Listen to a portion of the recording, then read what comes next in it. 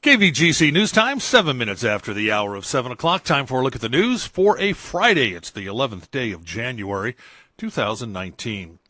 Well, Plymouth City Council has voted in a new mayor for the year. It looked at city finances and continues its search for a new city manager. Meeting last night, the council voted unanimously to appoint Leonard Burns as mayor and Keith White as vice mayor.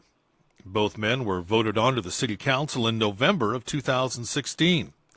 Later, the council examined city finances, first hearing a report from the city auditor who pronounced the city's finances in generally good shape, but also warned that potential fiscal downturns could be looming.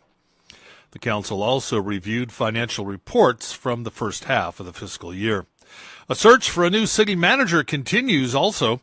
The position has been widely advertised, both state and nationwide, and have received 10 applicants already.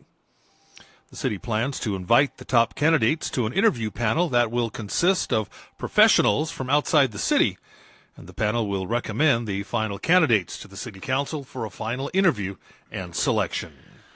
Calaveras County Sheriff Office deputies looking for an at-risk teenager who's not been seen in the area for nearly a week. Kayla Faith Black, a runaway female aged 16, is 5'5", 100 pounds, with brown hair and brown eyes. Now, photos indicate she likes to dye her hair different colors. Kayla has a past mental health history and did not take her medications prior to leaving. She's not believed to be a danger to herself at this time.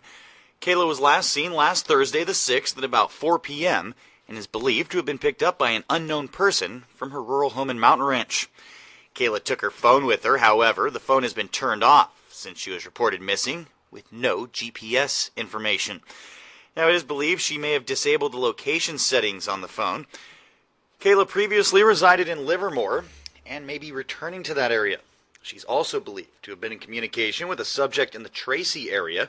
If anyone has info regarding Kayla Black's whereabouts, please call Calaveras County Sheriff Office at 754-6500 or the anonymous tip line, 754-6030. Now, photos of Black are posted on the KVGC Facebook page. A woman is wanted for questioning after a 14-year-old girl was hit by a car outside Mark Twain Elementary School in Angels Camp Thursday. The girl sustained minor injuries and was treated by paramedics at the scene and released to her family. According to the Angels Camp Chief of Police, Scott Ellis, the girl was sideswiped by the passenger side of a dark-colored sedan on San Joaquin Street, east of Alpine Street, about 8 o'clock, about 100 yards away from the school. Two children told the police the driver pulled over, checked on the child. When the girl said she was okay, the woman got back into her car and left. The driver is described by witnesses as 5 feet 10 inches, about 125, with brown hair. Her hair was tied into a bun, and she was wearing black sweats, a dark-colored sweatshirt, and Ugg-type boots. Ellis said the department was possibly investigating the incident as a case of hit and run. Photos were provided by a woman who heard a noise and saw the child in the car, but not the actual contact. Those photos have been posted on the KVGC Facebook page. Anyone with information that could read to the identity of the driver or make and model of the car should contact the Angels Camp Police, 736-2567.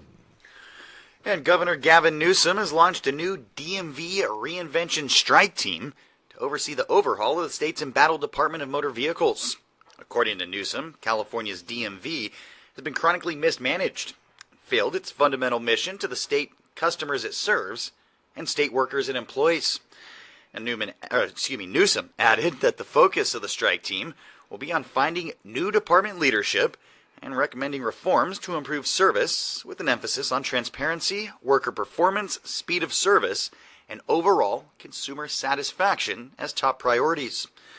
Now, the DMV has been under fire for long lines and voter registration errors, including issues impacting the mother lode during the midterm elections. The controversy prompted former Governor Jerry Brown to order the Department of Finance to conduct a state audit. In addition, Governor Newsom ordered an accelerated review of the audit's early findings within 30 days. No details given related to the possible cost to modernize the agency.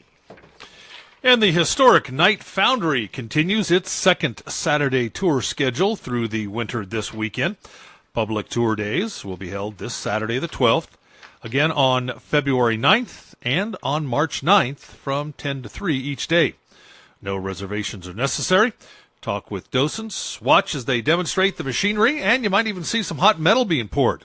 Admission, $10 for adults 18 and older, $5 for students, 5 to 17, free for kids under 5. Now, the Knight Foundry is one of the best preserved 19th century industrial age workplaces in the United States. It was in continuous operation from its founding in 1873 until 1996. For more info, visit knightfoundry.com.